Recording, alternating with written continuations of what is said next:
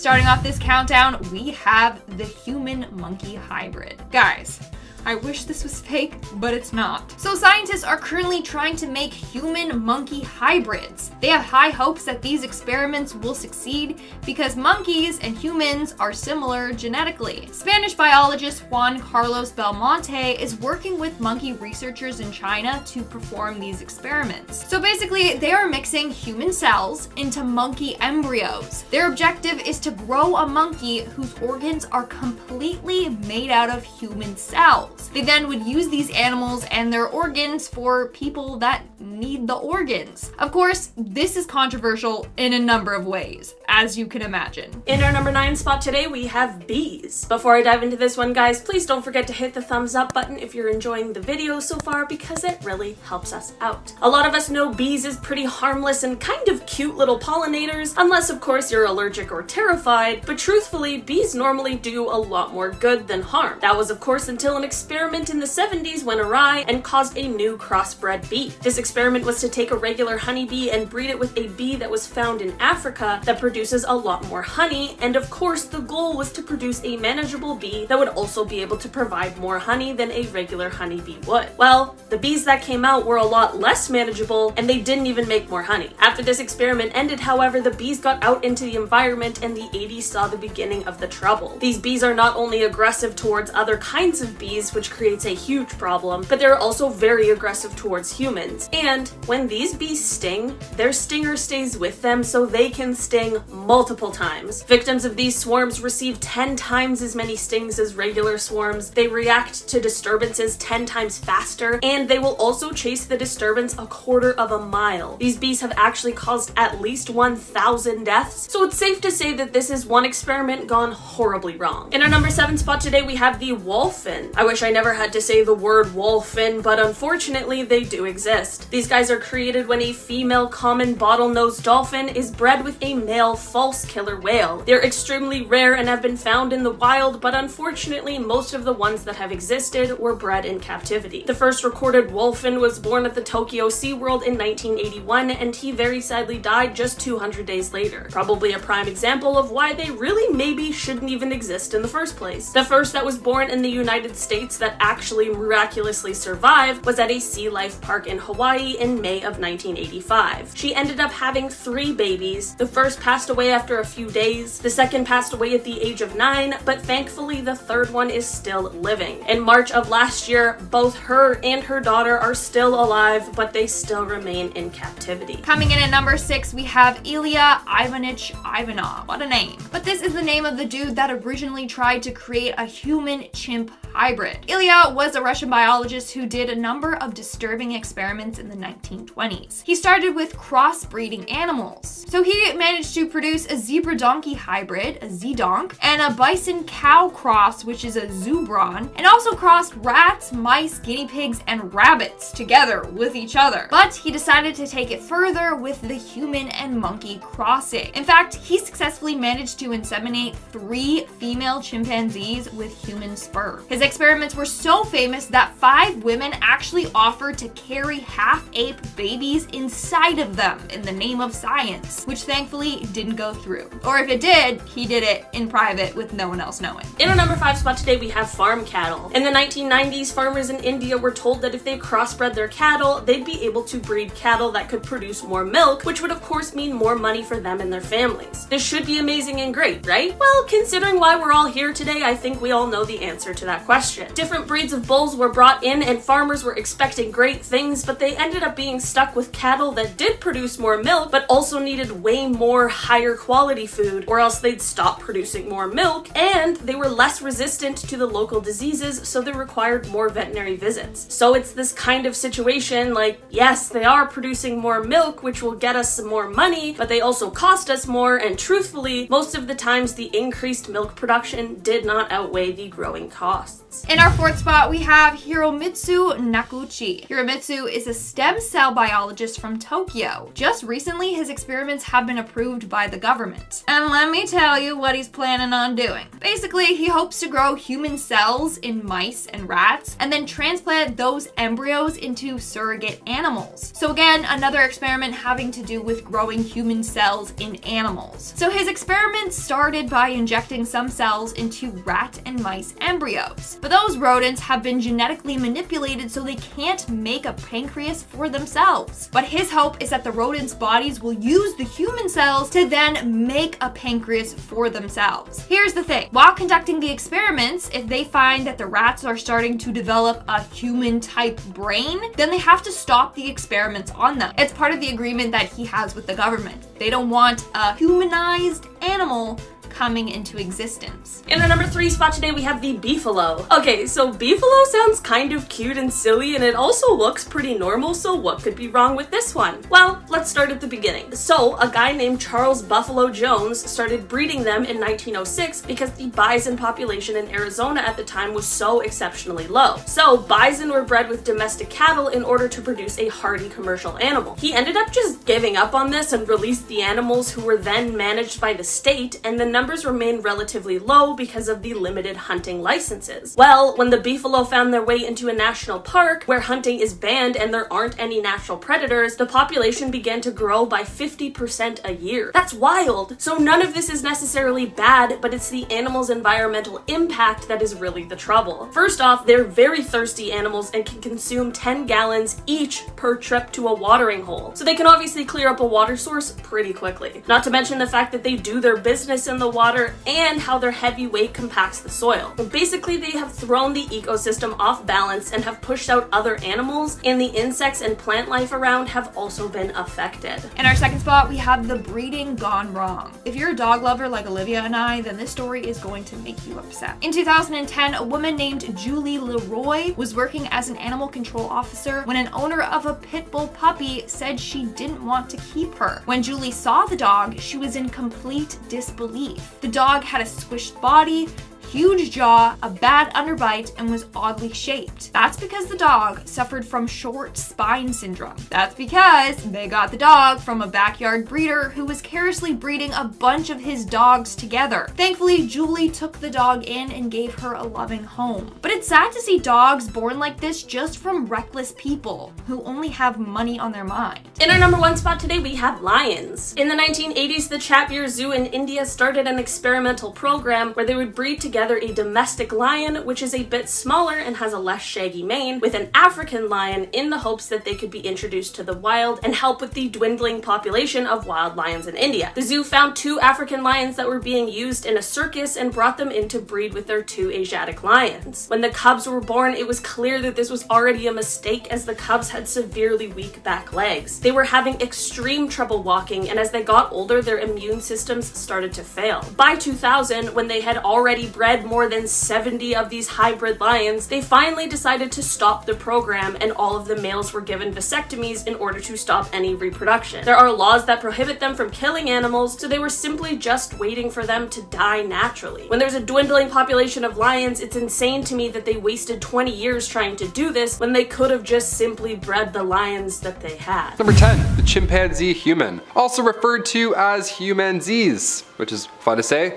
Look, here are the facts, people. We're very close to chimpanzees, DNA-wise. Around 98% of our DNA is shared with these hairy fellows. Back in the 1920s, we got closer than ever. A humanzee was not just a fantasy. Soviet biologist Ilya Ivanov inseminated female chimps with human DNA, but it didn't work. Or did it? Things got questionable when a chimp named Oliver hit the scene in the 70s. Yeah, he was walking like a human, which we've never really seen before. He was referred to as the missing link because of his appearance and the way you would act. He was previously a performance animal. He was a show chimp, so not a hybrid, but many viewed these experiments as immoral back in the day. Which is, yeah, I agree. Also, I remember seeing chimps in family movies, I'm pretty sure. Remember those movies growing up where chimpanzees were like snowboarding or playing hockey? Most Extreme Primate, that was it. That's where we're at, chimpanzees doing barrel rolls and hockey stops. My friends, we're already there. I think we're already at the Planet of the Apes terrifying point. We're screwed if one of these experiments works, that's all I'm saying. Number 9. Human cow eggs. Okay, we had a few giggles talking about chimps. Time to get into the real scary science. Back in 2008, hybrid research was being done. Human-animal hybrid research, obviously. The whole idea was to find a cure for Parkinson's disease. I like these projects because we're moving forward, at least. We're not just doing it because we're like, let's see if we can bring dinosaurs back. We're trying to find a solution. Otherwise, we don't need to be poking around cows. Nobody needs 3 bowls of cereal before gym class, okay? There's other ways to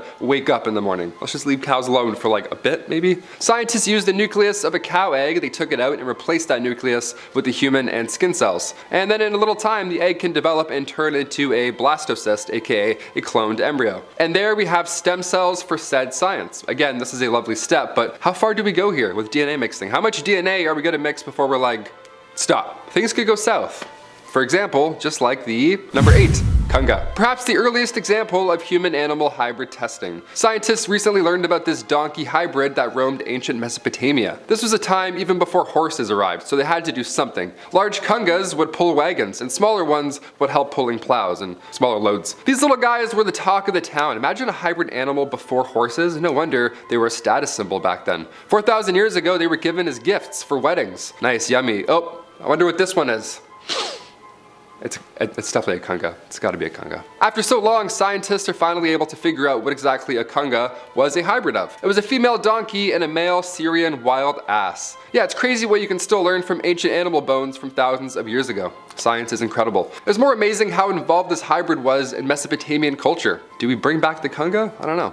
Kinda seems like we could use them. Number 7, woolly mammoth. It was announced less than a year ago that a team of scientists and entrepreneurs over at a new biosciences and genetics company called Colossal, they got the funding finally for quite this project. They're planning to bring the woolly mammoth back to life. Yep.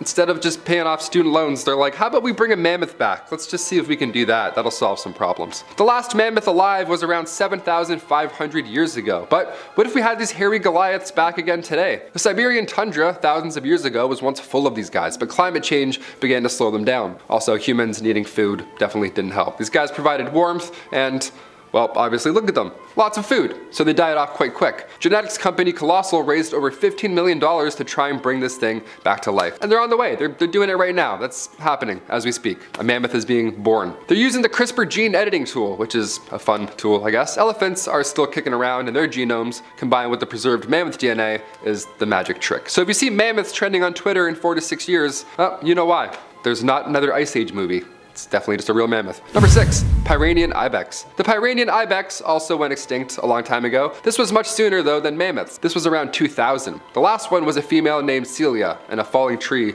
sadly ended her life. Of all the ways to go, really? Come on, man, that's sad. It was a subspecies of the Spanish ibex. They were native to the Pyrenees Mountains on the border of Spain and France. Back in the medieval ages, their population was reduced drastically to an endangered level because of, knights and swords and bows equals lunch, right? So the numbers dipped more than fair. There's armies to feed. But in 2009, science was ready for the Pyrenean ibex to return. It was successfully cloned and brought back from extinction for 7 whole minutes. Yeah, 7 minutes in heaven, or 7 minutes out of heaven, rather. DNA from the last living lady was implanted in the womb of a domestic goat. Yeah, a little goat hybrid. Lung complications are why the clone sadly didn't last, but we had a hybrid medieval animal for 7 minutes. We're getting close. Number 5, the super cow. Moo, but with a lot of O's. Introducing the super cow. Okay, start your day off with some super milk, and then have a super stomach ache.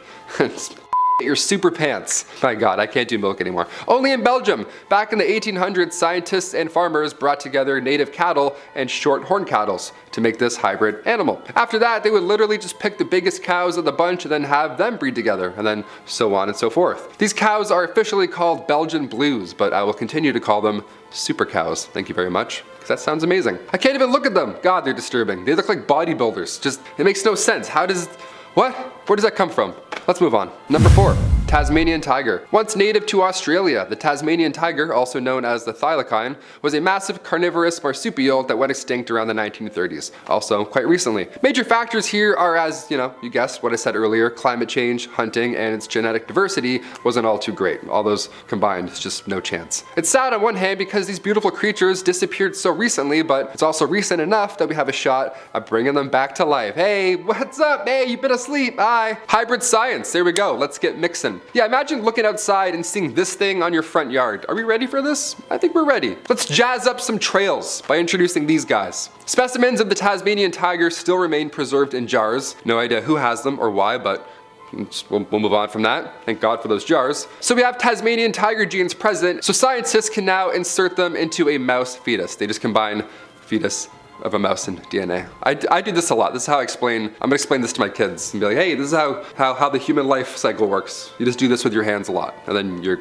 alive. They're still lacking the full DNA to successfully recreate it, but they're close. A recent $5 million donation to the University of Melbourne earlier this year allowed for researchers to create a research lab. So, yep, they're actually getting very close. They're like making the lab to make this thing. I'm like, ooh, they're gonna do it. Number 3, the great razor auk.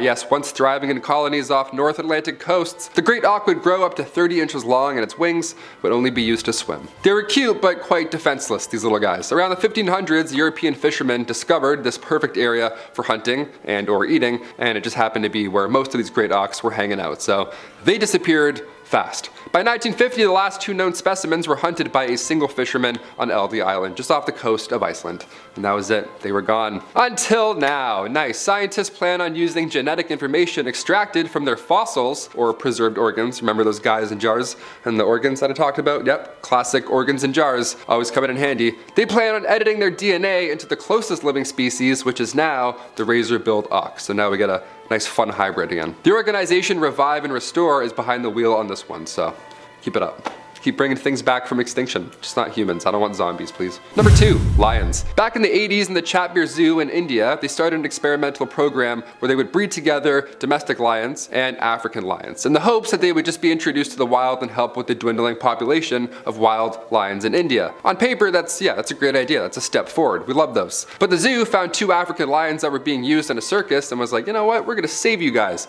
Get out of the circus. Then they brought them in to breed with their 2 Asiatic lions. So I mean, from circus to science, it's like, you're still sorry. When the cubs were born, it was clear this was already a mistake from the get-go. The cubs already had severely weak back legs, they were having trouble walking as they got older, their immune system started to fail, and by 2000 they had bred more than 70 of these hybrid lions. So they finally decided to stop the program and all the males were given vasectomies in order to stop any further reproduction. There are luckily laws that prohibited them from killing these animals, so at this point we're just waiting for them to die naturally, which sucks, but it's definitely better. And finally, number 1, the dodo bird. Dodo birds were once big and beautiful. These flightless ground nesting birds once filled the islands of Mauritius located in the Indian Ocean. They were awesome. We've seen them in Ice Age. They're all funny and big and furry. They had massive talons. They were gray and blue. They were gorgeous, and best part of all, they didn't have any natural predator until, us. Until we came around. Around 1507, the island was discovered by Portuguese sailors, and well, the rest is history and or lunch. They were the easiest bird to hunt, hence the phrase dead as a dodo. They weren't just loved by sailors either, they were not 100% to blame here. Monkeys, rats, pigs, any animal basically that made its way to the island easily had their eggs for lunch, so it didn't take long for the dodo bird population to be completely wiped out. The last dodo was hunted in 1681, but could it be? Could we bring back said dodo birds? Scientists found an extremely well-preserved dodo skeleton back in 2007, so we may have a chance at picking some DNA apart there and bringing them back to life via hybrid science. A research facility near Melbourne, Australia is currently trying to use pigeon genes to bring the bird back. I mean, yeah, I'm all for the idea of bringing an animal back to life. Scientifically, that's definitely a feat in itself, but how long before these things are on hot ones, like dodo chicken wings? Now that I've said it, you kind of want one, right? Now you feel bad. There we go. Hit that thumbs up so we don't feel guilty in the future. Starting off this countdown, we have the baboon human. In October of 1984, Stephanie Faye Beauclair, otherwise known as Baby Faye, was born with hypoplastic left heart syndrome, meaning the left side of her heart did not grow properly. Sadly, no human heart donor could be found. So they decided to give her the heart of a baboon. In fact, she was the first infant who got a heart from an animal, and at this time, no infant had successfully received a heart transplant, even with a human heart. But it worked for Baby Faye. Sadly, she lived for less than a month before passing away. In our 9th spot today, we have the human mouse.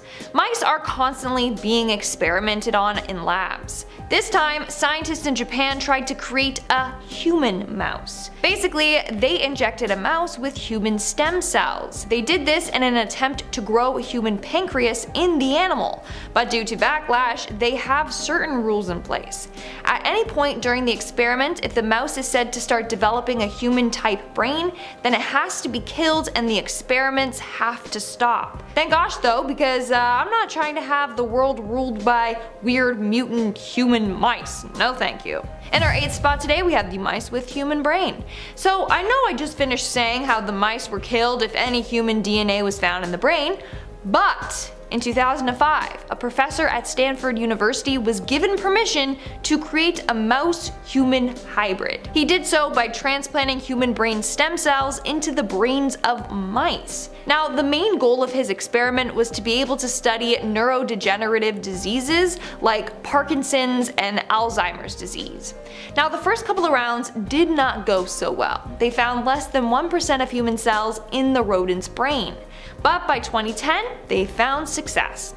That's when they managed to, and I quote, use mouse stem cells to develop sensory hair cells which could combat human hearing loss. They also managed to make the mice more human, as in the mice with the human brain cells were far more intelligent than the other mice. In our 7th spot, we have the human Z. Over the years, a number of scientists have run some wild tests on chimpanzees. Now, what makes these mammals of interest to them is because of how similar they are to humans. Humans and chimps share 98.8% of their DNA, hence why scientists are trying to make a chimp-human hybrid. Ilya Ivanov was the first person to attempt to create a human-chimp hybrid. Ilya continued these experiments until the 1920s. During that time, the Soviet Union was also running the same experiments. In 2019, rumor has it that a team of researchers from the Salk Institute for Biological Studies in the US successfully produced the first human-monkey chimeras. So yeah, I don't really know how I feel about that. I don't know. In our 6th spot, we have the conga. In the early 2000s, when scientists unearthed the conga skeletons in northern Syria, they had no idea what they were looking at. The skeletons looked like they belonged to horses, but they dated back to 2600 BC, and domestic horses wouldn't appear in the region for another 500 years, so they were a bit confused. Then they realized that this wasn't a horse, it was a human-bred animal. In fact, this animal was a cross between a donkey and a wild ass. Apparently, back then they were highly valuable and very expensive. Now, it's believed that these congas were created for warfare, because not only could they pull wagons, but it was believed that they would be tougher. The thing with donkeys is that they would get scared easily and they didn't need their donkeys running off mid-battle. But the wild asses, no one could tame them. So then they would breed them together and bam! It created an animal more desirable for them. We are now at our 5th and halfway mark with the human-pig hybrid. The whole crossing humans with animal thing definitely creeps me out, but this one isn't what you think. They aren't creating a creature that is half human and half pig. Thank gosh, at least not yet. Instead, they are using the pigs to grow human organs inside of them instead of having patients wait for a donor. The first experiment was run in 2017, and an embryo was placed in an adult pig for 4 weeks. Then it was taken out to analyze, and the embryo survived and contained some human cells. Now they are going to figure out if pig embryos can handle enough human cells to create full human organs. However, a lot of people are against these experiments, saying that it is highly unethical. In our 4th spot, we have the dogs. A number of the dog breeds that you love have been severely crossbred, and when dog breeders get overcome by greed, they start to care more about money than they do about their dog's health. Take a look at this dog right here. This is a dog that suffers from short spine syndrome. You can see it has a squished body, huge jaw, and a really bad underbite. The dog was born from backyard breeding. The breeder was carelessly breeding a bunch of his dogs together. And this is the result, which is heartbreaking to see. And most of the time, these dogs are put down as no one wants to adopt them. Coming in at number 3, we have the virus chimera. In 2017, Portuguese researchers decided to mess around with a mouse virus to create a chimera virus. Basically, a mouse virus with a human viral gene. Now, you're probably concerned like me, because I read this and I'm like, oh, they're trying to create another outbreak or something. But no, apparently this allows them to study viruses and how it impacts the rodent's body. But I will say that accidental outbreaks have occurred. In our second spot, we have the rabbit-human mix. In 2003, a team of scientists in Shanghai managed to fuse human cells with rabbit eggs. In the United States, scientists have been trying to do the same thing, but their attempts were always unsuccessful. Move over, American scientists, the one in Shanghai beat you to it. Now, this experiment was done to see if it can be used to grow cells or tissues for transplant patients. However, this experiment also had strict rules, and once the rabbit had human cells in its brain, it had to be destroyed. So they only let the human rabbit develop for a couple of days before they killed it and harvested it for stem cells. And in our number one spot today, we have the human demon sheep. Now, this is gonna keep you up at night for sure. In 2017, villagers in South Africa were horrified when a sheep gave birth to something that didn't look like a lamb, okay? In fact, it looked eerily human-like. As a result, people in the village were freaking out, saying that whatever was born was done by the works of the devil. In fact, rumor has it that this lamb was created from someone injecting the sheep with human sperm. Now, the lamb was stillborn, so it wasn't born alive.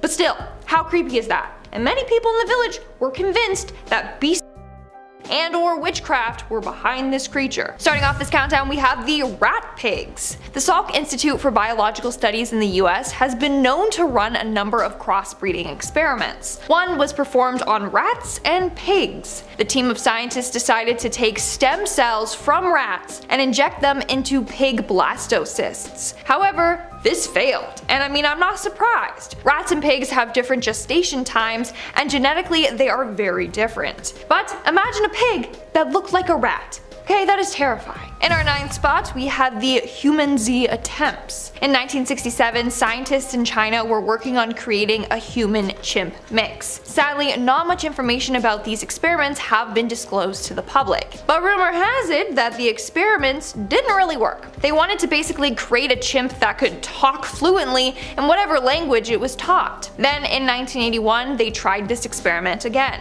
They impregnated a female chimpanzee with human sperm. Turns out, the chimp did manage to get pregnant by it, but sadly passed away 3 months later due to complications. Coming in at number 8, we have the rat mouse. Scientists at the Salk Institute have found a way to grow the pancreatic tissue of a mouse inside of a rat. The mouse pancreas was able to grow inside of rats successfully. So they grew these new pancreases from mouse stem cells that were then placed in the bodies of the rats. And then when the pancreases were complete, they transplanted them back into the mice. Now the biggest thing about this experiment is that this technique could reverse diabetes in the mice. So they hope that one day they can grow organs inside the bodies of different animals, and then you transplant those organs into humans to cure diabetes.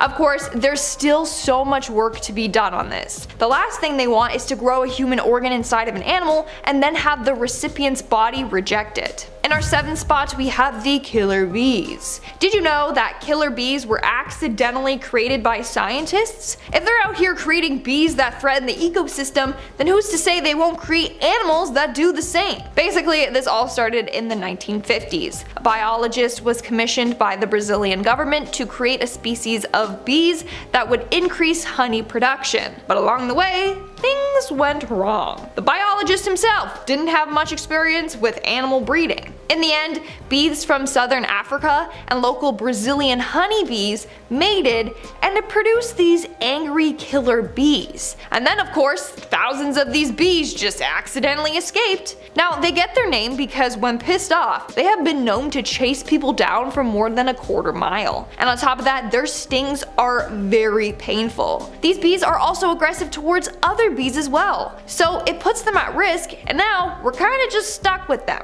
In our 6th spot today, we have the human mouse. In the late 90s, 3 doctors started doing experiments to try and create human body parts in a lab. One of these experiments involved growing a human ear on the back of a mouse. So they did this by creating an ear-shaped scaffolding and putting cells of cartilage from a cow on it. They then put the mouse under anesthetic and placed this ear under its skin. Crazily enough, the mouse's body fed the cow cartilage cells. The scaffolding dissolved and the mouse grew this artificial shape of a human ear. But it was only the outside of an ear. Okay, it didn't work, there was no eardrum. Now you might be wondering why they did this. Well, their hope is that this will help plastic surgeons when reconstructing human ears for their patients. So they would create this ear on the mouse and then graft it onto the person. So you'd have an ear that is part mouse, part cow. We are now at our 5th and halfway mark with the goat with human milk. I swear I didn't make this up, it's real and I'm a little disturbed. But basically, scientists have figured a way for goats to produce human breast milk. They did this by transferring human breast milk enzymes and proteins into goat embryos. In the end, they found that the milk the goats were producing wasn't 100% human, but it contained 60% of the lysosome and lactoferrin found in human milk. Now, why do they want goats producing human breast milk? Well, it could feed and save babies in need. Plus, it would have a longer shelf life. Would you try this milk? Let me know in the comments below. I've heard breast milk is pretty sweet, but I don't think I want to try it. Coming in at number 4, we have the Belgian Super Cow. Now, you guys know how much I love cows. And if you didn't know, then hi, my name is Lindsay and I love cows. But this thing is terrifying. It's monstrous, okay? It's super ripped and it's just massive. The Belgian super cows were created back in the 1800s when Belgian scientists and farmers mixed native cattle with shorthorn cattle. Then over the time they would select the biggest and strongest offsprings of each variety and then breed them together. So on and so on, bam! You got a super cow, which is definitely the biggest and strongest, and I understand why they call it the super cow. Like, just look at this beast, okay? It could crush anyone. In our 3rd spot, we have the Enviro Pig. So pig waste is actually pretty toxic. I mean, if you've seen the Simpsons movie, then you'd know all about it. I mean, that was a bit of an exaggeration, but still. Anyways, pig's waste contains really high levels of phosphorus. This phosphorus ends up in lakes and rivers and oceans and can cause a boom of algae. So scientists were trying to come up with a way for pigs to have less toxic waste, hence the creation of the Enviro Pig. Enviro pigs are pigs with up to 65% less phosphorus in their excrements. This pig was first created in 1999 at the University of Guelph's Farm in Canada. This pig had its phytase gene attached to a piece of mouse DNA. Now, it's really complicated to explain, but here's an explanation, and I quote, "The genetically altered pig was created using genetic material from a mouse and an E. coli bacterium to reduce phosphorus in the pig's feces. In the end, it made the pig excrete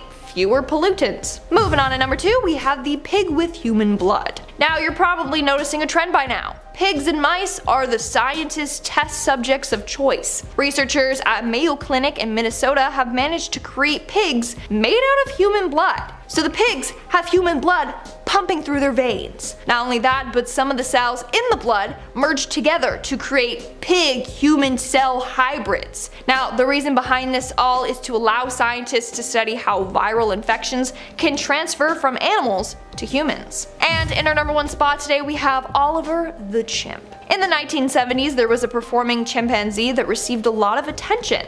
His name was Oliver. Now, Oliver was really different from other chimps for a number of reasons. The main being that Oliver might have been a successful mix between a human and a chimp.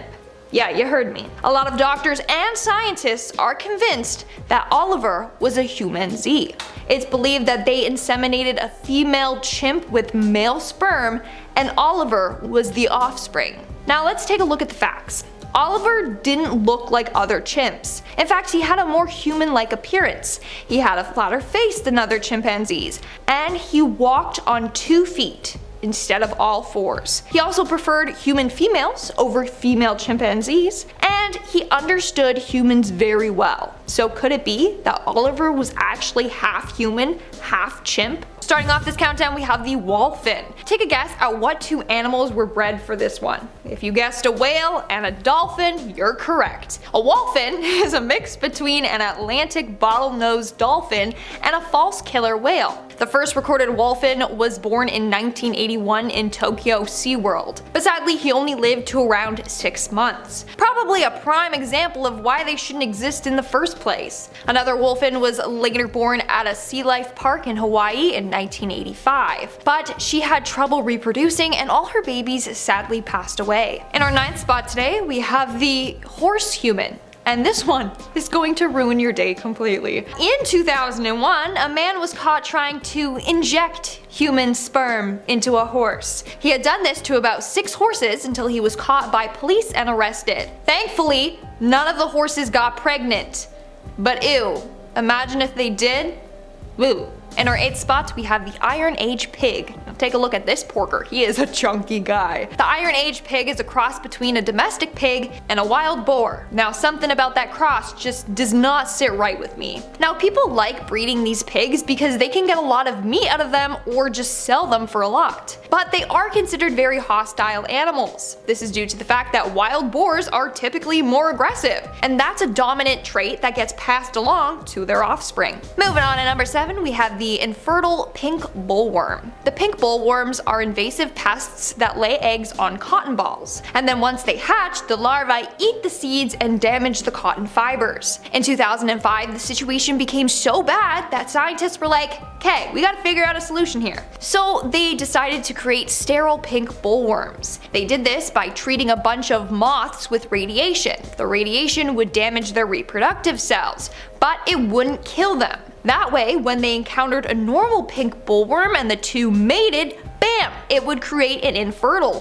pink bullworm. So for 4 years, 2 billion pink bullworm moths that were treated with radiation were released into Arizona's cotton fields. They literally would fly an airplane above the fields and just drop millions of these moths down onto the crops. And it worked. It helps with the bullworm problem.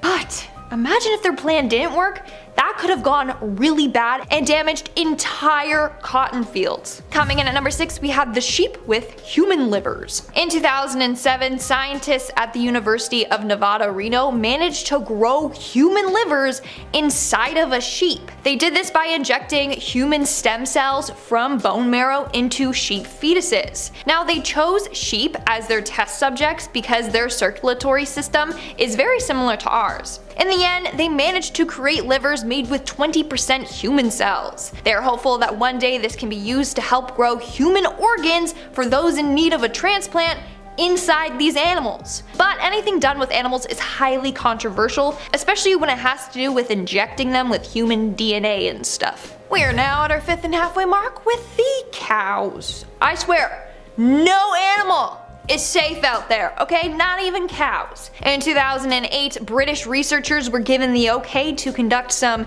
human-animal experiments. As part of the experiment, they decided to manipulate cow eggs. So they took the nucleus of the cow egg, which has the source of the most DNA, and they replaced it with the nucleus of a human cell to create a growing embryo. They then watched the egg develop and multiply. Scientists could then extract the stem cells from this. They hope that one day they can use the stem cells in disease treatments. Moving on to number 4, we have the Jeep. And I'm not talking about the car Jeep, we're talking G-E-E-P, okay? A mixture between a goat and a sheep. Now these animals are adorably cute, but sadly breeding the two can be a very risky game. Very few babies are actually carried to term, and even few manage to survive birth. Those that do often have a bunch of genetic abnormalities. But people still cross them together, which is just sad because you're breeding animals destined for failure, and for what reason? Moving on to number 3, we have the Jaglion.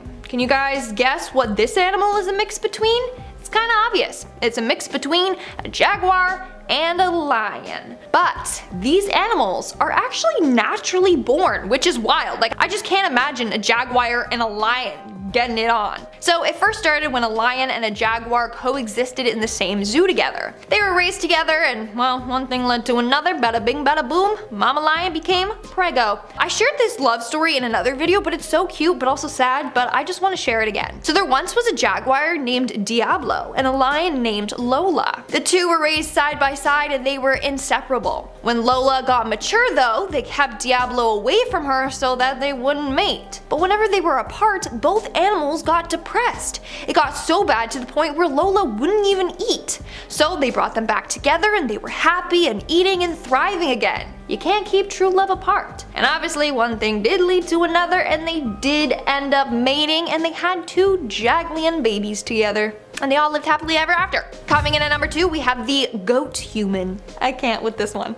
okay? I just can't. But this image right here is said to be a picture of a human goat baby. Story goes that in 2016 in Alabama, of all places, a goat gave birth to an odd-looking baby. In fact, its kid looked very human-like, so it's said that this goat was actually the product of a human getting it on with the goat. I know, it's disgusting. It's disgusting.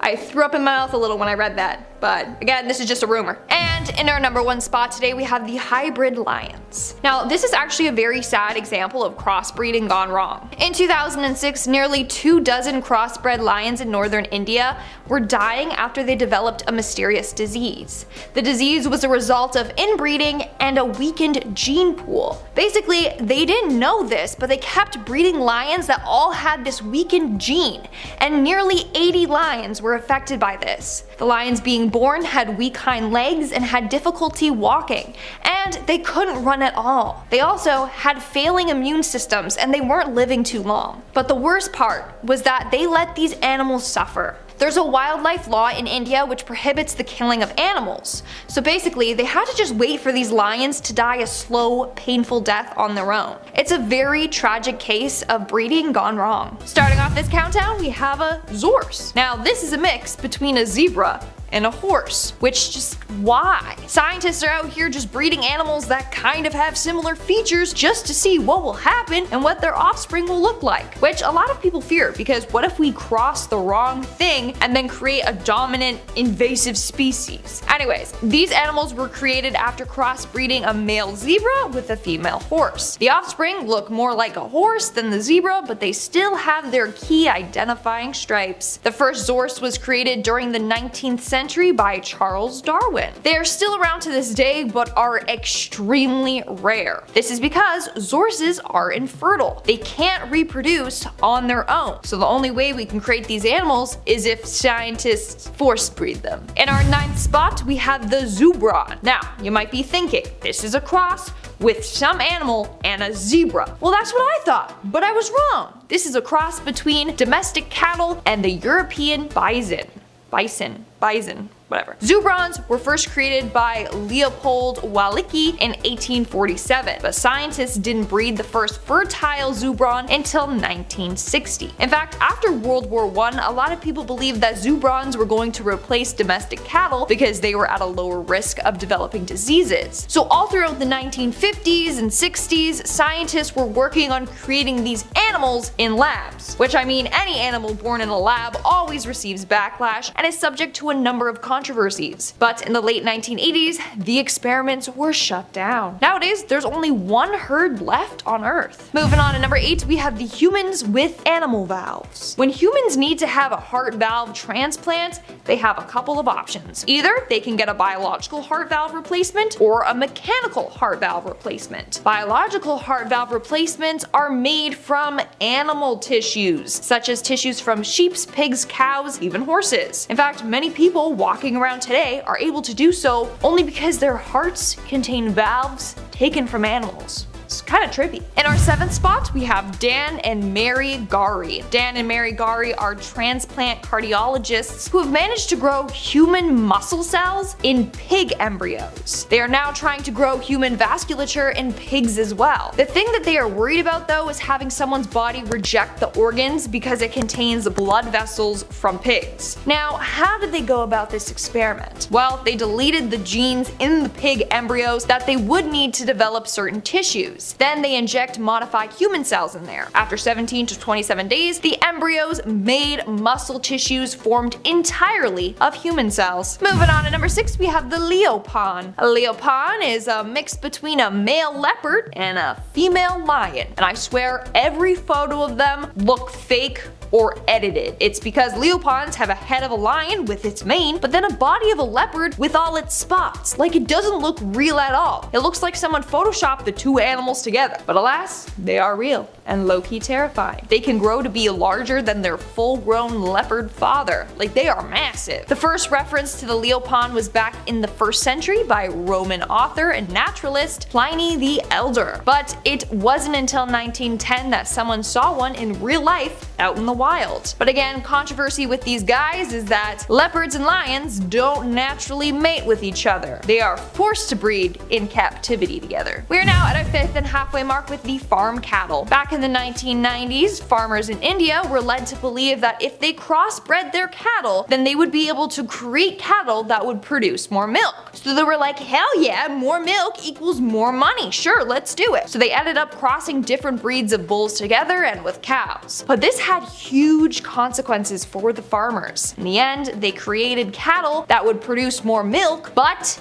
needed to be fed more and needed higher quality food, or else it wouldn't produce milk at all. Also, they were more prone to disease, so their vet bills were high. In the end, the cons outweighed the pros. They had to learn this the hard way. Moving on to number 4, we have Hiromitsu Nakochi. Hiromitsu Nakochi is a stem cell biologist from Tokyo. He is determined to use animals to produce human cells or organs. Basically, he hopes to grow human cells in mice and rats and then transplant those embryos into bigger surrogate animals like sheep or pigs. Here's the thing, he's got restrictions. If while conducting the experiments the rats or any animal starts to become more human-like, then they have to stop the experiments on them. It's part of the agreement he has with the government. They don't want humanized animals coming into existence, and neither do I. Moving on to number 3, we have the pig embryos. So in all parts of these series, we talked about how scientists like to use pigs for their experiments. Well, here's another group of researchers running tests on pigs. Scientists are currently working on growing kidneys in pigs. This team is collecting small samples of human blood or skin, and then the cells are separated, cultured, and then treated with different drugs. Next, the technician selects a pig embryo that was altered so that it lacks the gene that it would need to grow its own kidneys. So then the human cells were injected into it so it would grow human kidneys instead. Their hope is that when the pigs grow, they can then remove the human kidneys and then transplant it into the recipient's bodies. In fact, in the US alone, around 20 people die every day waiting for transplants, so this could help them. In our second spot, we have monkey-human embryos. I'm telling you, scientists are running too many experiments on monkeys and chimps, and I'm not fond of the idea of having monkeys and humans crossing, you know, hello, Planet of the Apes, no thank you. Anyways, an international team of scientists introduced human stem cells into monkey embryos and maintained these embryos in culture. Some of the embryos lived for up to 19 days, but only a small minority of the ones that had human cells in them did actually survive. And in our number 1 spot today, we have the growler bear. And honestly, I just like saying its name. Like, it sounds funny. Like, growler. I love it. Anyways, this is a cross between a polar bear and a brown grizzly bear. I kid you not, sometimes they call it the pizzly bear, but it sounds like piss, so let's just stick with growler. Now, here's the thing. The reason why these bears are mating is actually really sad. Because of climate change, polar bears have less and less partners to mate with. So out of desperation, they're mating with grizzly bears. It's really sad. It's believed that the first growler bear was discovered in 2006. On April 16th, 2006, a hunter named Jim Martle was out hunting when he captured a growler bear. At first, he thought it was just a polar bear, but officials took a look at it and noticed that it had strange features. Later, it was determined that it was a growler bear. Starting our list off at number 10, the turkey fakeout. Okay, this one is pretty hilarious. I have to start off our list here, especially in a dark list about crossbreeding. Come on. Back in the 60s, turkey biologists in Pennsylvania thought, you know what if a male turkey was in a room with a fake turkey? Yeah, a fake female turkey. Would he try and flirt with it? Would he, I am legend, this fake turkey? What would happen? Well, the answer is yes. These male turkeys would try and mate with a fake turkey. Which is funny, but by the end of the test, they were really surprised more than anything. They would just have the head of a turkey on a stick, and these dudes still came out like, hey, what's going on? You single? What's up? What's happening? It didn't matter. It was just the head and the rest didn't matter. The sticks chicks over here are catching every turkey's attention. But why? Why don't they care about the body? What's going on? Like, biologically, this makes no sense. The scientific conclusion here, yes, there was one, was that the turkey fixates on the head when it comes to finding a mating partner, which is honestly pretty sweet. They're holding eye contact the whole time, even with their bobby weird heads. They're still like, hey, it's just you and me. Let's talk. Number 9, the gastric brooding frog. Okay, now we're back. Now, immediately back to business. Crossbreeding and gastric brooding. Okay, we're getting scientific now. I'm a big fan of frogs, except for when they hatch eggs out of their back. We don't like those. Our editors also don't like those clips either. I found out the hard way. I'm like, yeah, insert clip of a frog coming out of other frog's back from 129. They're like, please God, no. So, bless your soul. Give the thumbs up for our editors today. Thumbs up for all of our editors today. We give them horrible, horrible links they have to put together and make into art. These frogs, not so bad. These frogs would swallow their eggs and they would hatch them out of their mouth. Honestly, they're fascinating creatures. And with the recent Lazarus project, scientists are trying to bring the Australian gastric brooding frog back from extinction. So we can see all that again in person. We can see them. Honestly, I think the back stuff's better now that I think about it. A frog coming out of a mouth, ooh. It went extinct back in 1983, but scientists have now figured out how to implant dead cells into a fresh egg from an entirely different frog species. Yeah, just zombie frogs, I guess. Zombie frogs that give birth through their mouths. Do we know what we're doing here? Sounds weird when you say it out loud. Amphibians are declining worldwide, so if we can get these guys out of extinction, we're looking good. We're looking better, rather. Number 8, Martha. Look, I like to keep it light, so I have to include my girl Martha on this list. The passenger pigeon, she once flocked over the skies of Canada. This was back in the 19th century. Billions of these bright orange pigeons would paint the skies, and rumor has it, they would fly in flocks so large that it would block out the sun for a short amount of time. Beautiful, could you imagine? Flocks that block. We love it. But only a few decades passed and passenger pigeons are now no more. They're entirely extinct. Sad stuff. The very last passenger pigeon, her name was Martha. She passed away in the Cincinnati Zoo back in 1914. So we took a look at her DNA to see if Martha held any secrets to their extinction, and we found a key. Possibly we could bring Martha back. I don't know why I did that, it's pretty dark. Like a little bird. Wouldn't work at all. They discovered Martha had a low genetic diversity for such a growing population. Natural selection and hunting eliminated arguably the nicest looking pigeon. The last one died in 1914, but in 2019, paleontologists found remains of the pigeon in protected indigenous lands in the Northwest Territories. So now we have hope, right there. They blended passenger pigeon DNA with Archaeopteryx dinosaur DNA. Yeah, we're bringing back pigeons with a touch of dinosaur. I'll say it again. On one hand, yeah, that's great. I'm glad science is allowing us to try again, but look at the pigeons we have now. What's gonna happen to these guys? They're hardcore. Pigeons now will walk onto the subway. They'll ask you what time it is. They don't care. These graceful birds from the 1910s, I don't think they're ready. That's like a Back to the Future, that's like Hot Tub Time Machine type. I'm like, you guys won't get along. Number 7, woolly rhinoceros. Since I mentioned the revival of woolly mammoths in part 1, what better time to mention this hairy beast? The woolly rhino. Okay, I oddly want to pet him, weirdly. Once upon a time, these rhinos were common throughout Europe and Asia. They were all prepared for the cold tundra, hence the fur, the thick blanket of fur. Just like the woolly mammoth, right? They adapt to survive. So no ice age will stop this rhino. Ideally, that was the plan. I mean, it didn't help them out entirely, but it was mostly humans needing food and warmth that led to their extinction. So cut to 14,000 years later, we're trying to apologize. We're trying to make it up to them by bringing them back to life. It's a little hotter now, good luck. The same company responsible for the Mammoth Project is also trying to bring back this hairy boy. I mean, yeah, again, I'm all for science, but if these species died out that long ago, will highways help them? Imagine running into one of these. Number 6, Megatherium. We talked about bringing back woolly rhinos and woolly mammoths, so what other Ice Age cast members can we potentially see on the highway? Perhaps the Megatherium, aka the giant sloth? Why are we doing this? What if this works? We don't want to see this. Sloths used to be a lot bigger than we think, folks. We often laugh at them for being slow and stuff. The movie Ice Age sure didn't help their case, but we learn stuff like the dodo bird, we're bringing them back. Sloths, we're also bringing them back. Of course, the giant ground sloth is closely related to our modern three-toed sloth, but luckily for us, today's sloths aren't the size of an elephant. That would be a horror film if we brought these back. Like, let's just leave normal sloths. We may be able to bring this one back, although they died off thousands of years ago due to DNA samples. Yeah, we got some DNA samples extracted from their hair remains, so the next step now that's waiting for us is to develop a fetus in an artificial womb. That's the hard part, but we're very close. Too close, I'd say. Stop. If you're working on any, Megatherium science projects, just, chill. Just chill out for a bit. Number 5, spider art. For a nice halfway point here, I have to mention NASA's 1995 spider test, which sounds really scary, but it's not that bad, hear me out. When nature meets science, we often get jarring results, be it hybrid animals, clones, you name it.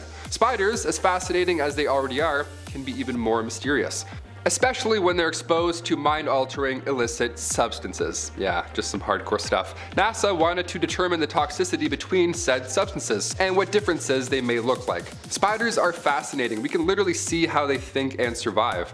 We see it up close when we walk through them and go, ew, gross, but we never see them like this, right? Caffeinated behavior is all over the place. It doesn't look like a normal spider at all, but with hallucinogens, it's the same shape, but it's almost missing steps, right? Little differences between all these tests. I don't think any animal should have coffee, period. I don't think an espresso goes well with any bug. Yeah, trust me. I'm all jacked up on coffee right now. The moa. This New Zealand bird went extinct about 600 years ago, and I'm pretty glad. They're absolutely terrifying. They were flightless birds, massive, hence the flightlessness, and archaeologists first discovered a fossil in a cave. Its flesh and everything was still attached. It looked something out of a horror movie. It was terrible. These ancient birds would reach around 5 or 6 feet tall, and when you think of dinosaurs, you probably think, oh, that's quite petite. No, this is horrible. The birds stopped flying right after these dinosaurs went extinct. According to biologist Matthew Phillips from the Australian National University in Canberra, these birds safely roamed the land after they didn't need to make, daring dino escapes. So they got fat, they walked around, they stopped flying, and they just retired. Then they would hang out in caves and just eat good. Phillips says this is an advantage when it came to birds in evolution because wings, big or small, kill energy. So it might seem a little depressing to watch a creature, lose the ability to fly, but it's because they're eating better, right? I would rather eat really well than fly, to be honest. I can't even fly now, and I'm like, I'd still rather just eat a lot. Again, why are we mixing DNA of a dinosaur with new birds? This is where we turn into Jurassic Park. Any minute.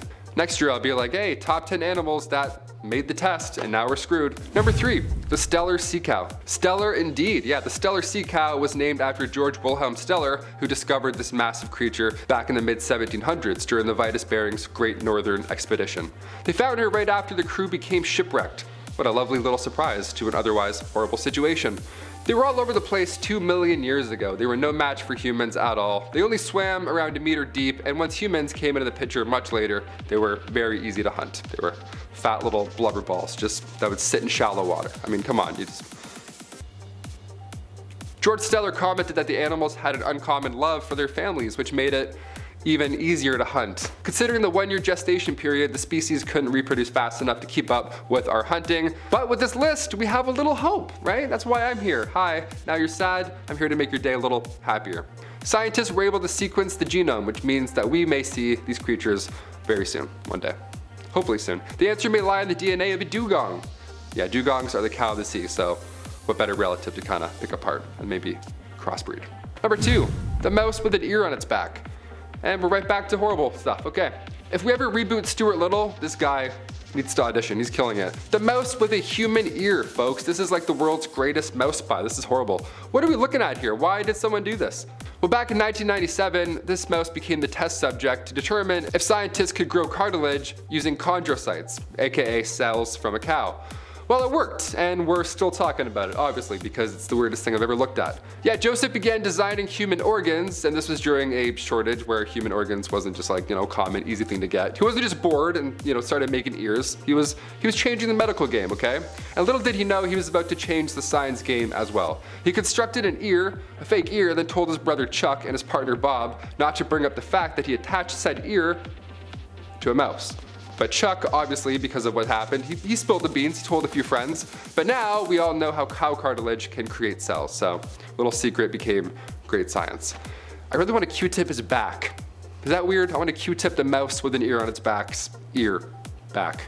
And finally, number 1, the multi-dog. Okay, crossbreeding experiments from hell. Let's finish on a really messed up one. The multi-dog. This was back in the 50s when a Soviet scientist, Vladimir Demikov, created a multi-headed dog. Time magazine covered it, of course. This is a feat in science. As cruel as it is, of course, this was a big deal. The adult dog had a newborn pup grafted to its neck, so when it grew, it could survive off the blood of the main bigger dog.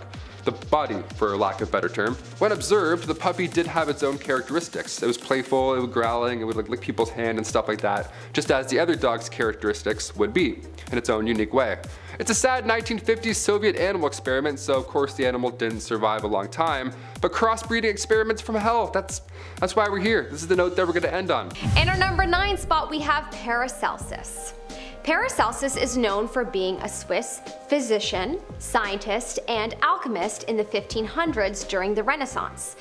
He didn't necessarily experiment with crossbreeding humans with animals, but he did experiment with making humans tiny and ginormous. Also, he was seemingly evil/insane, so I just wanted to put him on this list. Paracelsus was convinced he could grow giants and tiny humans by growing them from a jar of Yep. Apparently he would keep the jar in a warm place and feed the creatures blood to make them grow. I can just see him sprinkling in some blood into that jar. Apparently he was quite successful and managed to grow tiny humans, but allegedly the small creatures turned on him and ran away. Naturally. They were said to be a foot high. In our number 8 spot we have Irving Wiseman. Irving Wiseman was working at Stanford University as a researcher when he was given permission to inject a mouse with human brain cells.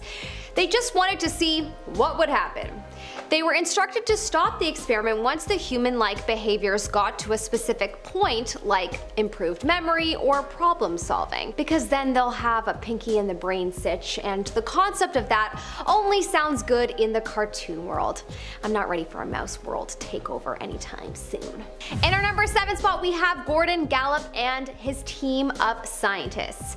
Okay, so not saying Gordon Gallup is the evil scientist, but more that all of the scientists that consented to do this in the first place may have been operating from an evil frequency. Or perhaps they were just doing what they were told because it's their job, because let's be real, the real powerful people that make the decisions are the ones funding such projects as these. But since I have no idea who funded this, as that would probably take too much digging that I don't have time for, and it will probably just lead us to the US government, we're going to just call this spot Gordon Gallup and his team of scientists. Gordon Gallup was once one of the leading experts in evolutionary psychology, and he worked with a team of scientists in the 1920s on interbreeding humans with chimpanzees. He leaked to the press that they were actually successful. The experiment was conducted at the Orange Park Laboratory in Florida. Everyone proceeds to Google the financial backers there. This is where a female chimpanzee was inseminated with human. The animal not only became pregnant, but then proceeded to give birth to a living being, a human Z. But get this, they did not allow the human Z to live. After all of that, it was euthanized. What the heck, man? Potentially harmed this animal by impregnating it only to kill its baby cub. My inner future mama bear is poking through, and I don't like this. In our number 6 spot we have another group of scientists, the Belgian scientists. It really is so hard to name just one scientist responsible because it really does take a village to raise a child, and in this case, to create a mutant cow. Yes, a team of Belgian scientists started back in the 1800s to breed native cattle with shorthorn cattle, and over time they only selected the biggest and strongest, and eventually that led them to creating the Belgian super cow. A ginormous cow that literally looks like it's on steroids, and I'm kinda afraid of it. I'm very afraid of it. It is unclear why these experiments were being done. I can only assume for more meat. So I guess we can't call these scientists evil per se without a justified reason, but hopefully they have a good one, because otherwise, leave those cows alone. In our number 5 spot we have Juan Carlos Belmonte. Juan is a biologist at the Salk Institute in California that has been working with other scientists and researchers in China on creating a human-animal chimera. Basically, a monkey embryo will be given human cells to create this. Now, before you get upset and say, "What for?" I think this may arguably be the best reason for doing this kind of experiment. The reason this is being done is to see if animals can possess organs such as livers and kidneys that are entirely human and can be used in the future as organs for transplants. As As we do have a transplant shortage around the world, coming up with a solution to this is vital. Apparently, every 10 minutes a new person is added to the waiting list for an organ transplant. So at this point, it is unclear as to whether the experiment has been completely successful, but I'm sure we'll know in the upcoming years. In our number 4 spot, we have Dr. Karl Klauberg. This guy is truly very evil. He was a doctor that would work in the infamous monstrous camps that I cannot name due to YouTube violation reasons, so please catch my drift. The monstrous camps during World War II, specifically the Poland camp. Apparently, originally he was interested in sterilizing all of the women of the camp, and eventually his interests expanded. He was allowed to experiment on thousands, but only 700 survived. He also artificially inseminated prisoners through a variety of methods and tormented his victims by claiming to have injected animal sperm into their womb to create a monster. There are no reports that confirm this to be 100% true, as well as there are no reports of the after effects of this, so we have to conclude that this horrible, unconsented experiment was thankfully a failure. Just pure evil. In our number 3 spot, we have Hiromitsu Nagauchi.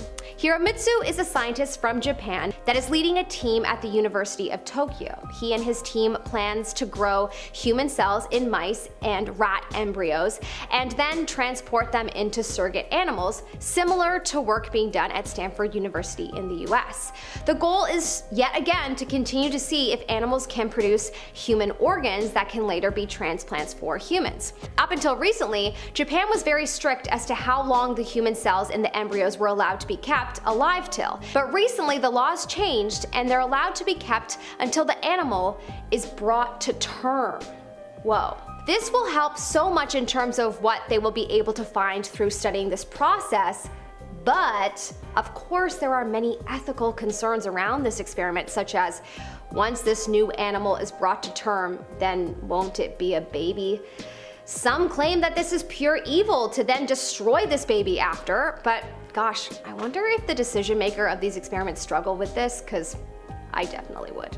In our number 2 spot, we have an unknown evil scientist that created the human sheep.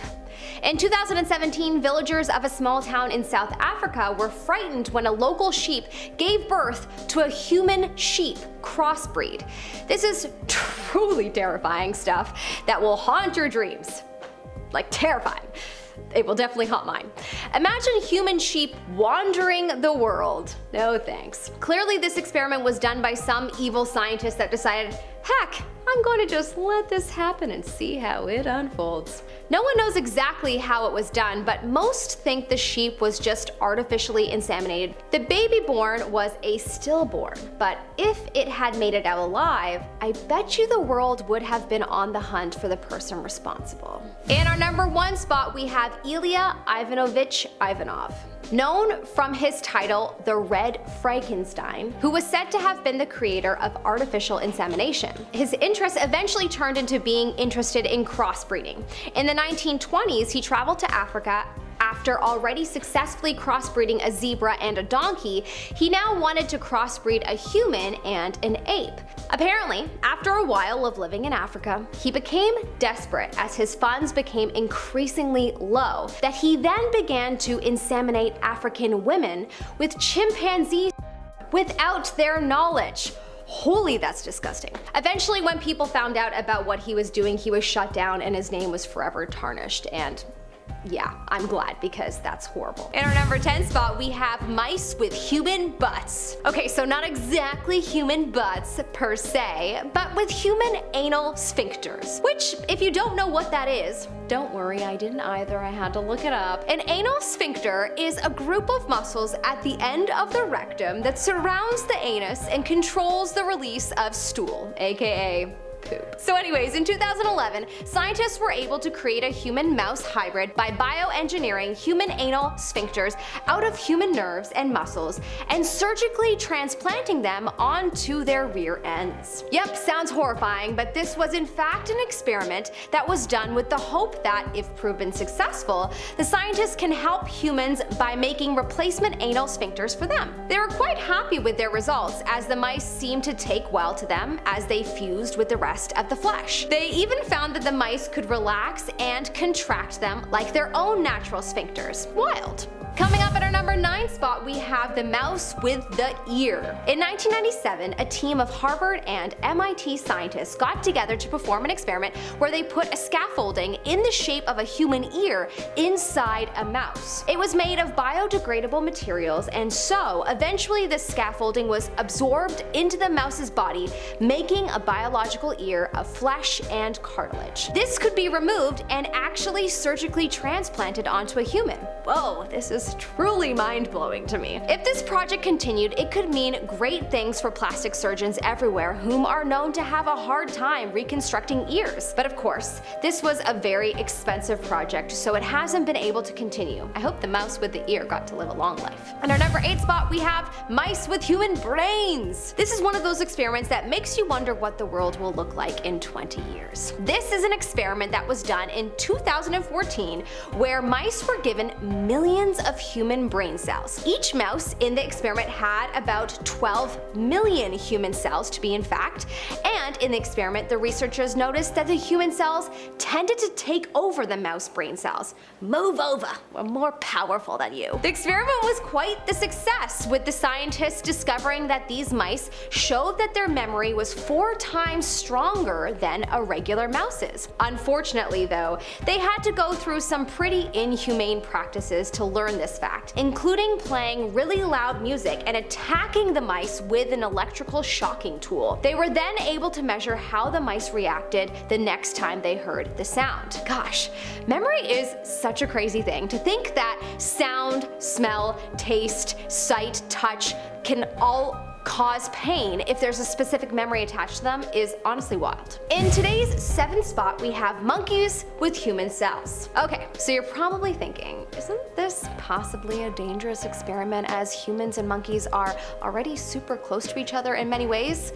Well, in 2007, Yale University decided to take the risk and find out. They put human neural stem cells into 5 different monkeys to analyze how it would affect Parkinson's disease. The experiment proved to be quite successful, as the monkeys who suffered with the disease all could eat and walk and move way better than they could before. They also observed that the monkeys had no tumors or tremors and no bad side effects. The experiment was quite ethically controversial, even though it was a success, and so whether it continues to be done with monkeys in the future is unclear. In our number 6 spot, we have the human chimpanzee. Another risky experiment, but one that was done when there wasn't a very high concern for human ethics, so aka a while ago.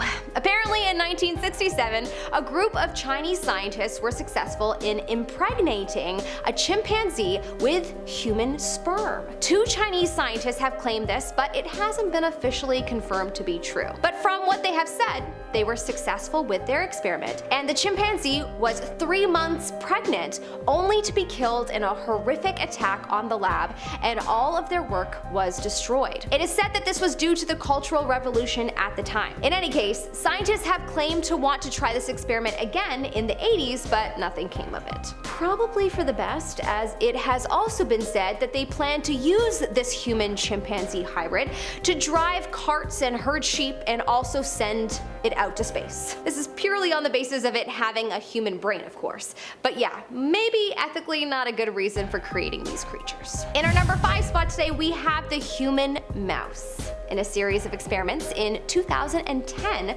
scientists at the Salk Institute were able to create a mouse with almost an entirely human liver. Whoa.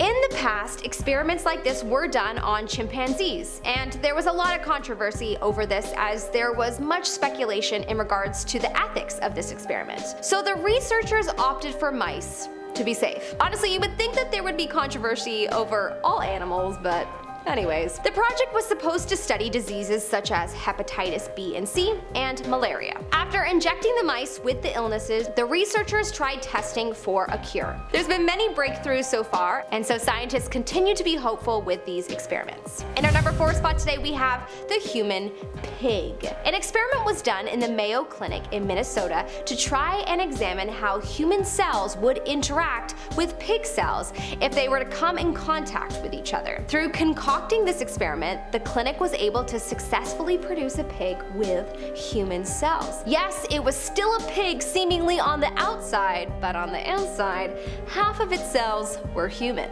They injected human cells into pig fetuses, and voila! A human-pig hybrid. Through doing this experiment, they noticed that the pig cells stayed to one side of the body while the human cells stayed to the other side. But every so often, some of the cells would interact and fuse together to make a brand new DNA, a human-pig DNA. Pretty cool. It would be awesome if they would allow these animals to grow so that they can study them to see if they end up being able to do any humanly functions over time, but as such, that is not the case so far. In our number 3 spot today, we have human animal milk. Scientists from Russia and Belarus successfully genetically modified goats to produce human breast milk. Since then, scientists from all over have been trying to make the milk more human. As much as the Russian and Belarusian scientists tried, they only managed to make the milk 60% human with a specific enzyme, lysine, and the protein lactoferrin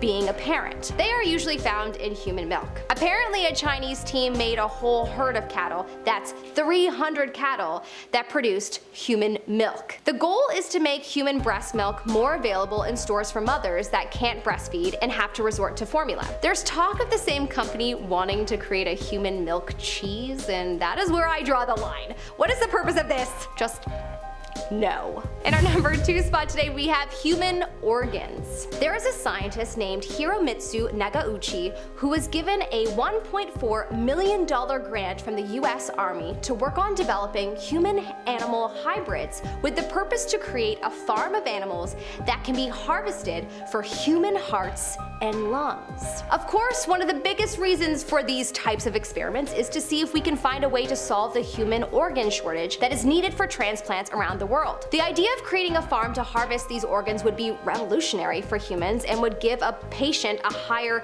likelihood of getting one and surviving. So an incredible cause, even though the idea of doing it, well, I'm glad I don't have that job. In 2017, Hiromitsu and his team created 186 pig-human hybrids that unfortunately was only allowed to develop for 28 days before they were destroyed. Apparently, his team is currently working on a sheep-human hybrid. They have yet to have complete success, but they feel that they are getting closer and closer. Finally, coming up in our number 1 spot today, we have the rabbit man. Yes, you heard that correctly. A man that is a rabbit. I was gonna say, something out of a nightmare, but honestly, nah, a pig man would be way more terrifying. In Shanghai in 2003, a team of scientists successfully infused human cells in rabbit eggs in a laboratory dish, creating an embryo of a new creature that was, yes, you guessed it, half rabbit, half human. Apparently, the United States scientists have been trying to perform this experiment for quite some time, but never managed to fully pull it off as none ever survived. In this experiment, the majority of the DNA in the creatures was human, and just a small amount of them was rabbit. Apparently, they never allowed the world to see this creature, as after a few days of growth, they decided to destroy it and harvest it for stem cells. Damn. Why would they go through all of that trouble only to destroy it? We could have possibly had our first talking animal. Oh, humans. Number 9, monkey become human. Okay, this next test here is a little less hands-on, so if you have some food, you could probably take a bite during this one. It's safe. Back in 1931, psychologist Winthrop Kellogg, familiar name, he was curious. Yeah, he sat up one night out of the blue and thought, what would happen if a monkey was raised with humans? Yeah, would it end up like that monkey from MVP, Most Valuable Primate? Would it learn to play hockey for the local team? Or would it learn how to do kickflips with Tony Hawk? No, none of that happened. Surprise, surprise. Kellogg brought a baby female chimp named Gua into his home, and this man raised a chimp as if it were another human being alongside his own son, human son, Donald. Yeah, they played, they laughed, they did everything together. But the test ended abruptly after Kellogg's son, Donald, started to make chimp noises. Yeah, and then everyone was like, you know what? I'm good, let's cancel this. Maybe chimps can't learn how to heel flip. We're done, let's go home. So Gua was then released. There we go. No more human best friend, you know? Back to normal, dare I say, normal? Number 8, feel the music. Okay, this next one here is a little fun, and we're on a part 3, and I have to talk about it. I just have to talk about it. There are many odd experiments in history where humans should have left, you know, human elements out, like music and illicit substances. I can't say what I want to say, but it's white, it's fluffy. It's a bad substance that's white and fluffy. There you go, that's all I'll say. YouTube's like, what is he saying? I can't figure it out. There you go, only you and I know. We're too smart for the algorithm. Well, back in 2011, a study was done where rats, just a bunch of rats, were all put in a room, and on loop, they played a Miles Davis song. So they were all on said illicit substance, right? That stuff, and they were in a room while Miles Davis played all day long. Just smooth jazz all day. I'm not laughing because like it's funny, it's the weirdest thing. Imagine walking into this room by accident, you're like, what's going on in here? Oh my god, everyone's all hopped up. Well, before the substances were injected into the test subjects, they all seemed to have calm demeanors while Beethoven played on loop. But after injected, all the rats were neurologically triggered to that smooth jazz. Yeah, after 1 week on the sauce, the rats were all of a sudden like, you know what? Miles Davis kind of slaps. Been sleeping on Miles Davis this whole time. They're all like, yeah, Miles Davis, really good, so good. Horrible animal research and taxpayers' money. Yeah, we love dark history here on Most Amazing Top 10. Number 7, the first pregnancy test. If you're looking past the ancient Egyptian times and their use of barley and urine to determine if somebody is pregnant, you'll often land on this experiment from the 1930s. Now, it was developed in 1931 by Dr. Maurice Friedman at the University of Pennsylvania Medical School. Now, what would happen is doctors would inject a rabbit with urine from a woman who was suspected of being pregnant, and the rabbit's ovaries could easily tell if that was the case. Accurate test? Yeah. Historical? Of course, it changed the game. Would it also end up with the rabbits passing away?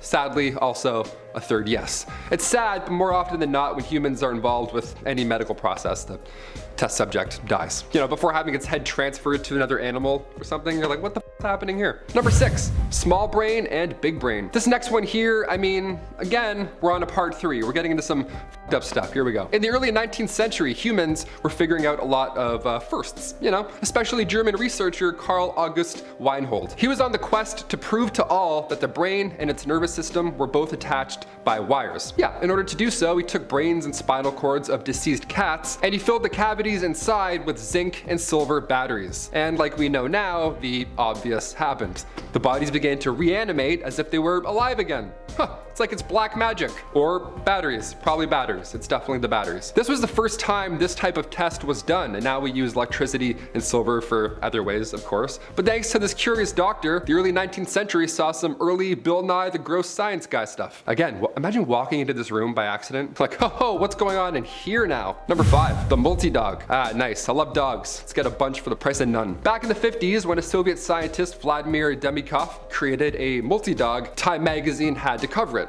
Of course, this is a feat in science. As cruel as it sounds, of course, the adult dog had a newborn grafted to its neck. It's impressive, but also you're like, ew, my god, Jesus. So when it grew, it could survive off the blood of the main, bigger dog. The body, for lack of a better term, gross. When observed, the puppy did have its own characteristics, which was the craziest point here. Some say it was playful with its growls, just as the other dog's characteristics would be. It's a sad 1950s Soviet animal experiment, so of course the animal didn't survive for a long time. It just, you know, all of a sudden it was on something's neck and then it was in the next life. That's horrible. Number 4, the great razor auk. Once thriving in colonies off North Atlantic coast, the great auk would grow to 30 inches long and its wings would only be used to swim. They were little cute tiny boys. They were cute but quite defenseless, obviously, since they're not here anymore. Around the 1500s, European fishermen discovered this perfect area for hunting, and it just happened to be where most of these great auks were all living. Yeah, Newfoundland. Go get screeched in and then take out 1,000 auks. There we go. It was packed, so they rapidly declined. And by 1950, the last 2 known specimens were hunted by a single fisherman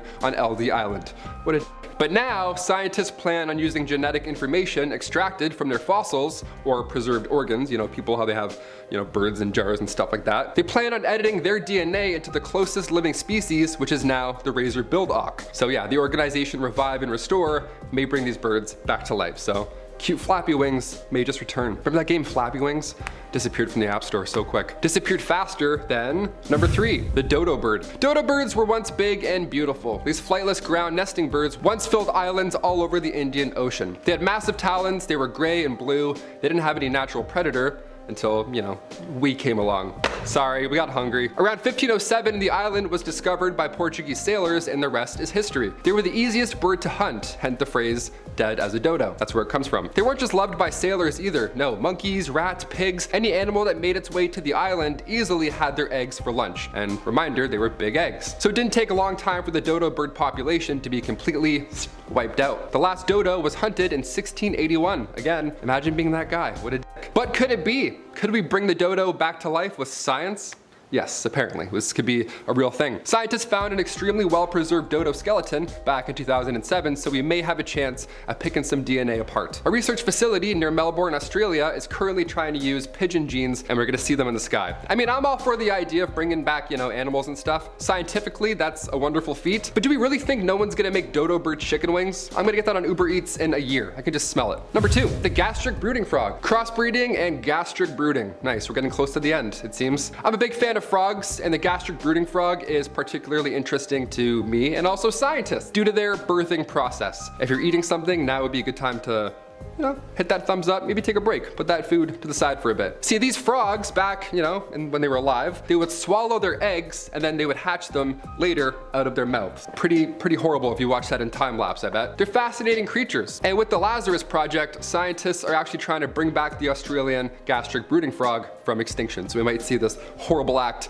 in person. You might go to catch a frog and then all of a sudden it'll be like, wah, and then a baby will come out of it and you'll be like, all right, I'm all set actually, how about that? They went extinct back in 1983, but scientists have figured out how to implant dead cells into a fresh egg from an entirely different frog species. Amphibians are declining worldwide, so if we can get these guys back out of extinction, it would be 1 point for Gryffindor. We'd be looking a lot better, that's all I'm saying. And finally, number 1, Martha. Look, I like to keep it light, so I have to end with my girl Martha. The passenger pigeon once flocked over the skies of Canada. This was the 19th century, and it looked a lot different. Billions of these bright orange birds would just paint the skies, and rumor has it, they would fly in flocks so large that it would block the sun out for a short amount of time.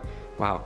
Hashtag flocks that block. We love it. But only a few decades passed and the passenger pigeon, they're gone. Just like that. They're no more. So what exactly happened? Well, the very last passenger pigeon, her name was Martha. She sadly passed away in the Cincinnati Zoo in 1914. So we took a look at her DNA to see if Martha held any secrets to her past and their extinction. And we found a couple. They discovered Martha had a low genetic diversity for such a growing population. Natural selection and hunting eliminated the nicest looking pigeon, arguably. The last one died in 1914, but in 2019, paleontologists found remains of the pigeon in protected indigenous lands in the Northwest Territories. So now they blended passenger pigeon DNA with dinosaur DNA, so that's always exciting. We've seen a few movies on how that can go wrong. We're bringing back pigeons with a touch of dinosaur. I'll say it again, on one hand, I'm glad science is allowing us to, try again, have another go. But look at the pigeons we have now. Those pigeons are hardcore. These things will walk onto the subway with you. Pigeons today will ask you for change. They're ruthless. They're covered in mustard. It's not the same. These graceful birds from the 1910s, I feel like we're bringing back Captain America. You know what I mean? I don't think these old school chaps will appreciate the new game of pigeons. They're a little dirty. I don't know. I don't think they're ready, and I don't think we are either.